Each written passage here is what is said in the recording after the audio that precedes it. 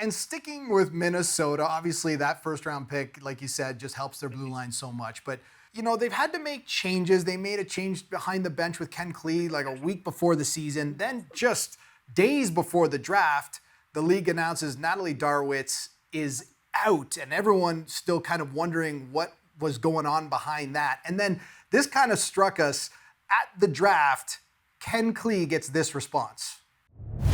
Natalie Darwitz, the general manager, has parted ways with the Minnesota franchise. Ken Klee and the coaching staff making the selections here tonight. All right, the pick is in, and And just to be clear, Karissa, the draft once again was held in Minnesota. So what the heck is going on in the state of hockey?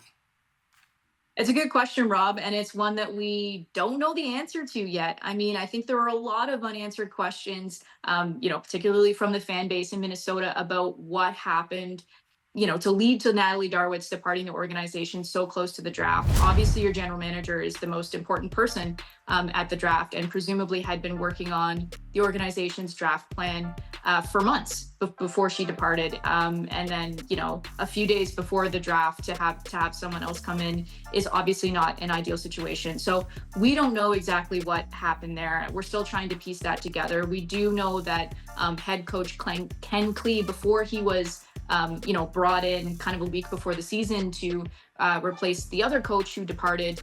We know in the summer that he had actually interviewed for both jobs, for the head coaching job and for the general manager's job as well. And he didn't get either of those jobs. And then he kind of came in at the last moment. And so beyond that, Rob, that's something that we're still very much trying to piece together. But certainly by that reaction, I think you can see that some fans in Minnesota have some concerns about what's going on in the future of the organization. Drafting Britta Curl, she's come with a little bit of controversy. Walk us through a little bit of that, because obviously now when you've got one professional league, all eyes are on you, and when you make a controversial pick, people are going to talk about it. Yeah, and I think people are talking about it, and that controversy, Rob, stems from some posts that she's interacted with on social media, some anti-LGBTQ posts. So there has been quite a bit of chatter on social media about that pick. I actually had a fan in Montreal email me and tell me that they were, disappointed to see that. So I think it's something that you have to think about in terms of this league has been, so inclusive, and it's been a huge part of the league's brand to make everybody feel comfortable going to games. The league had really successful Pride nights in every market this past season, and there are players in the league who are doing really great advocacy work in this area. Aaron Ambrose is one of them. Jamie Lee Rattray is another.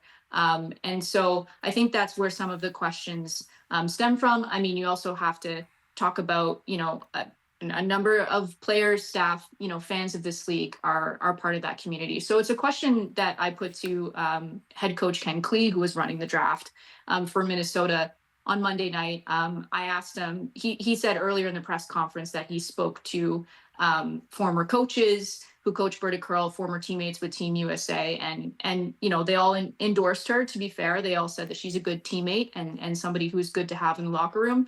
And so I just asked, did you speak to anybody from the LGBTQ community? Because that is a different perspective. And the question did seem to throw him off a little bit.